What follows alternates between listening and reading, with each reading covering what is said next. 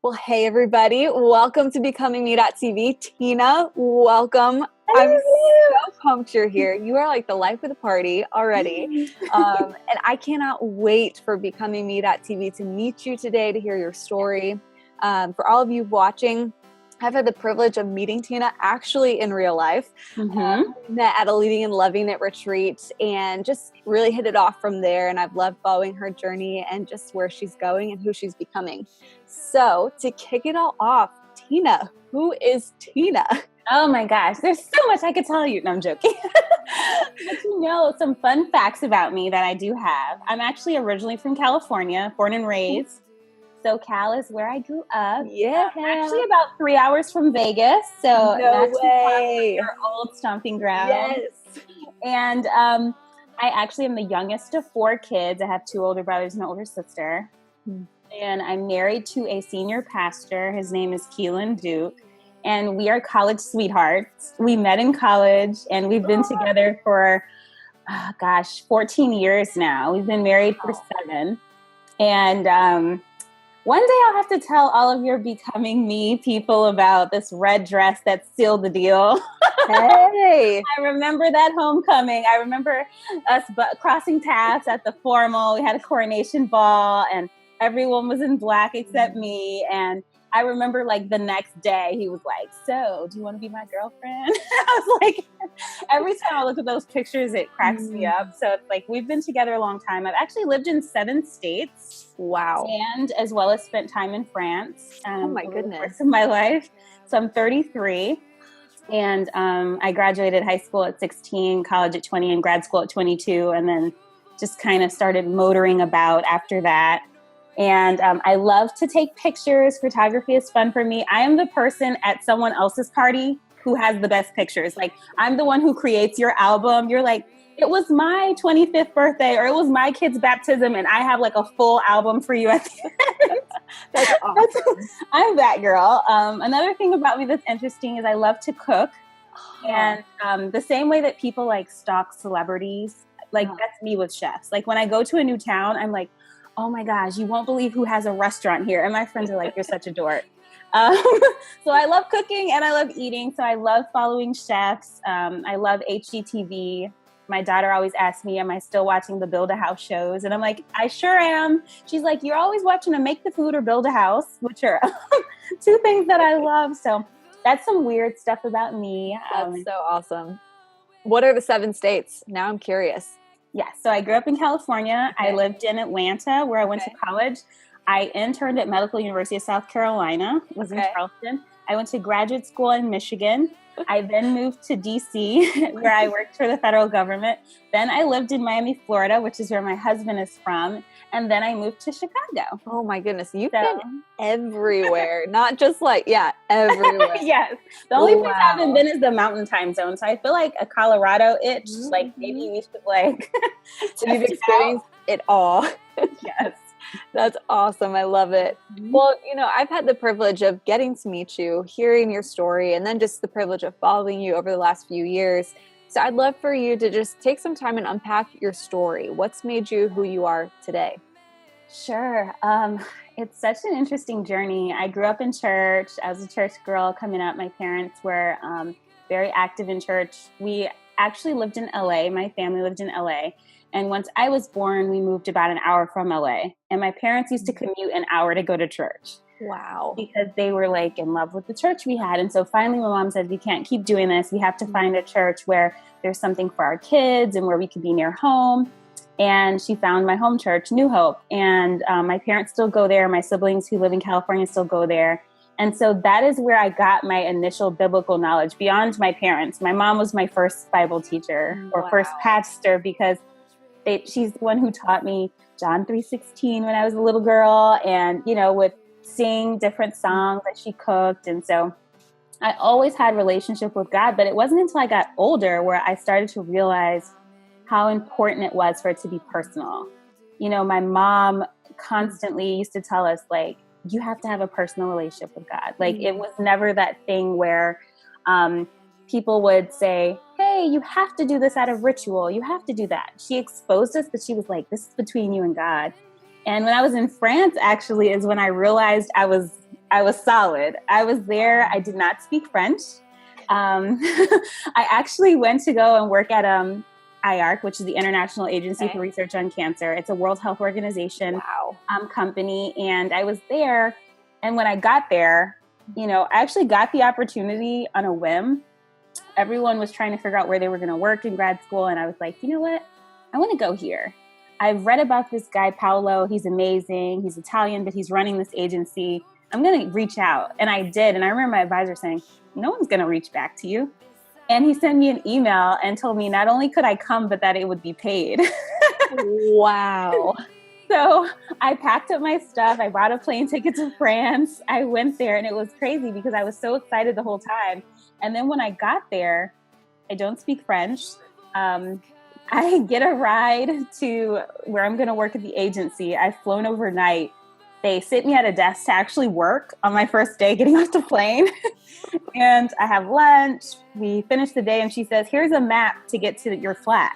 Oh, wow. So I take this map and I'm walking around Lyon with this map and I get off of the train. I had to take the subway, by the way.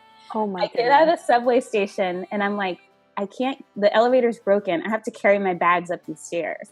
But I was like, if I leave one bag at the top, what if someone steals it when I go back to the second one? Oh, no. So I was like, okay, Lord, which bag do I want the most, you know? Vital stuff in it. So luckily none of my stuff gets stolen, but I get to my flat. The landlady doesn't speak English either. Oh, no. And then I read a note that says the grocery store closes at 6. You might want to buy some food. So I go to the grocery store with a backpack on. They don't have grocery bags. I load it up with like random items to not starve. And I go and sit in my room and start to cry. Oh, I was like, what am I doing here? I was like, Lord, you know, I was at that point, I didn't want to call my parents because I didn't want them to worry. My boyfriend at the time, who's now my husband, he had a tough love approach because he was kind of like, well, you wanted to go all the way to France. I was like, I can't panic anybody. So I was like, God, I'm just going to talk to you about this and where I am and what I'm feeling. And, you know, I was able to kind of, you know, reassure myself. And it turned out to be an amazing experience, but really feeling isolated is where I figured out, okay, my faith is mine and it's solid and it's important to me. Wow. And that has actually helped me in recent years. My most recent, I would say, leg on my becoming journey. This part of the relay that I've been running has been really stressful, but it turned out to be something awesome for me. I was working at this company very diligently. I've always been a career person. I'm an epidemiologist by trade. And as well as being a mom to a 5-year-old, a senior pastor's wife, and I was stretched paper thin. And my work environment was incredibly toxic, down to discrimination, unfair treatment, just general ethics issues I felt like I was witnessing. So I was pretty uncomfortable there and kind of miserable, but I'm one of those people who's like, you know, keep it going, be the solid one, you know, muster through. And my husband was just like, you are really sad. You know, like I see it and my parents would say, are you all right? You're sad. Or I would come home stressed out. And I remember my daughter saying, I hate your job. And I was like, that was the first and only time I ever heard her use the word hate. Because she, you know, this is a bad word. And I remember hearing her say that kind of under her breath. And I was like, and it's because for her, she made a connection between what I was feeling and this place. Yeah. And I know that there's so many transitions that happen in people's lives, and especially when you're working in ministry, there's all these moving parts. And so I always am focused on ensuring that those moving parts go well. And sometimes you leave yourself out. And there's that part of you that says, okay, I'm going to get around to me. And then you realize that you've been saying that for a really long time and you have not circled back to yourself. And that's the space that I was in about a year ago. And I remember telling my husband, I think I'm going to quit my job. And now, mind you, I've had a job since I was 14 years old. I started off working at the Park District.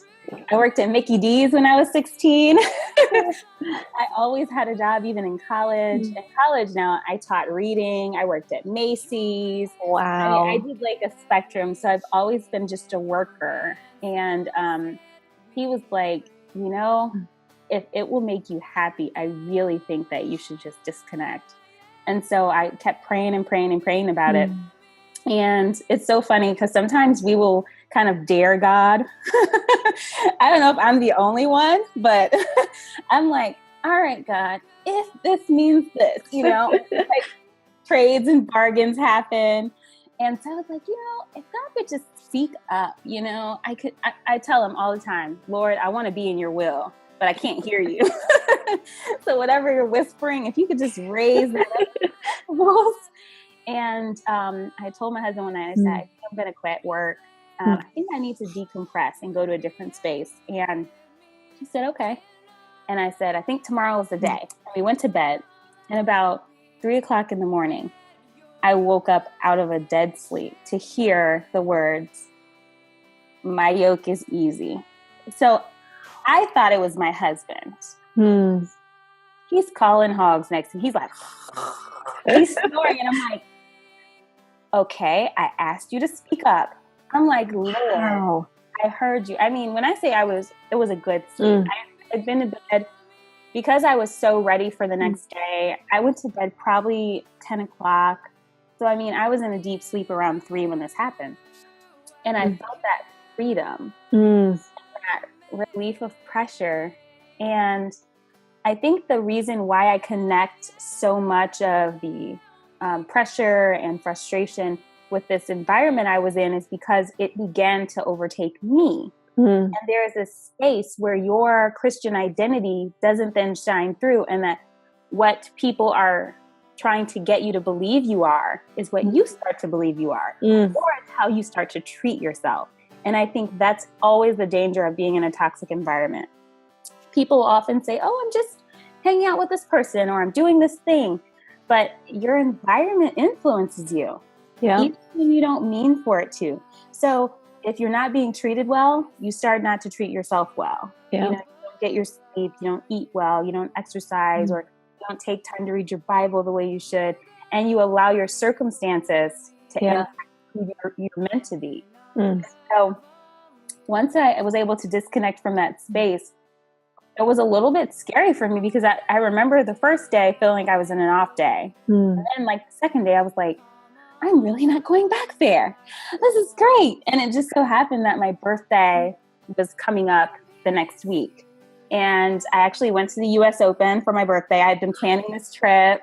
And so my husband was like, look on the bright side. When you come back from your trip, you were planning to go back to work. He's like, yeah, you're good now.